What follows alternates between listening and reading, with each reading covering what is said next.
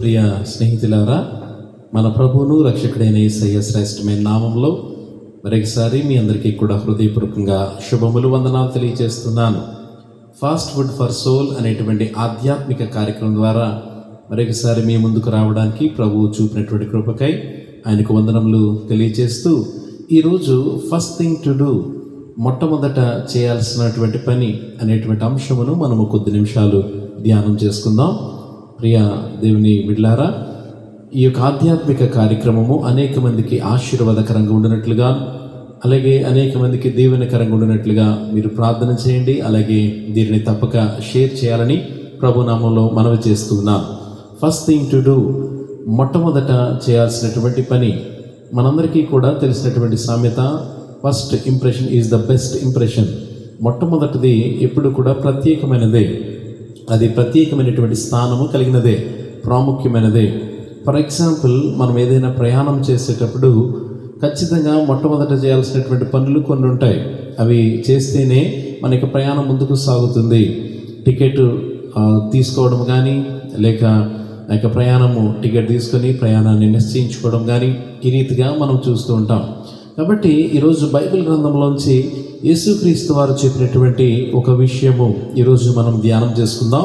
మొదట చేయాల్సినటువంటి పని మత్తయి సువార్త 5వ అధ్యాయము 24వ వచనం మనం చూస్తే, అక్కడ బలిపీఠం ఎదుటనే నీ అర్పణం విడిచిపెట్టి మొదట వెళ్ళి నీ సహోదరునితో సమాధానపడము, అటు తర్వాత వచ్చి నీ అర్పణము అర్పింపుము. యేసుక్రీస్తు వారు చెప్తున్నటువంటి మాట, నీవు దేవుని యొక్క సన్నిధానంకి వెళ్ళి అర్పణ అర్పించేటప్పుడు నీ సహోదరునితో ఎవరితోనైనా నీకు వ్యాజ్యం ఏదైనా, వివాదం ఏదైనా ఉంటే మొట్టమొదటిగా నీ అర్పణ విడిచిపెట్టేసాయి.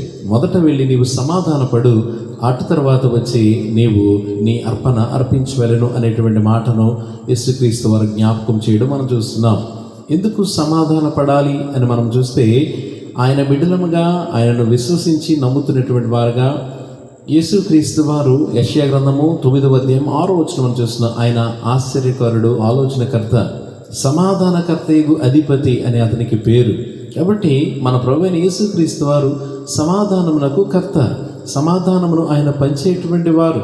కాబట్టి ఈరోజు ఆయన బిడ్డలముగా మనము కూడా సమాధాన పడేటువంటి ఆ చక్కని, ఖచ్చిత, మంచి అలవాటు మనము కూడా కలిగి ఉండాలని ప్రభునామంలో నేను జ్ఞాపకం చేస్తున్నాను. గలతీయులకు రాసినటువంటి పత్రిక 5వ అధ్యాయంలో 22వ వచనంలో మనం చూస్తే ఆత్మఫలము గురించి అక్కడ వ్రాయబడి ఉంటుంది. అందులో ఈ సమాధానం కూడా మనం చూస్తూ ఉంటున్నాం.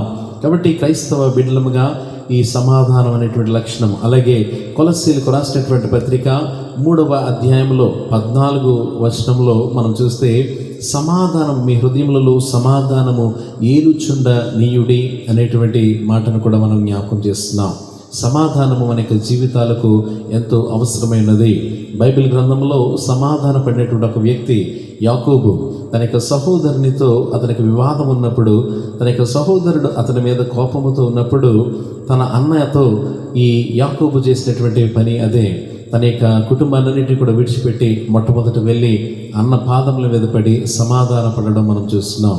కాబట్టి ఈ మాటలు వింటున్నటువంటి మనమందరము కూడా, ఈ దేవుని యొక్క వాక్యమును ధ్యానం చేసినటువంటి మనమందరము కూడా మన సహోదరులతో మనము సమాధాన పడాల్సినటువంటి ఆవశ్యకత ఎంతైనా ఉన్నది. మొదట చేయాల్సింది, మొదట చేయవలసిందే. ప్రాముఖ్యమైనది ఎప్పుడు కూడా ప్రాముఖ్యమైనదే.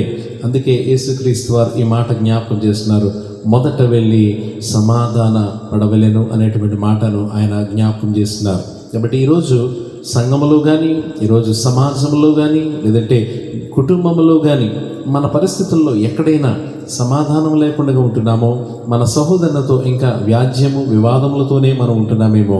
కాబట్టి ప్రభు మనతో మాట్లాడుతున్నాడు, సమాధాన పడదాం. ఆయన మన నుంచి ఆశించేది సమాధాన పడవలెనని. సమాధానకర్తయగు దేవుడు మనందరికీ కూడా తోడుగా ఉండి మనల్ని నడిపించును గాక. ఆమేన్. దేవుడి మాటలు మన హృదయంలో ఫలింపచేయును గాక. ఆమేన్.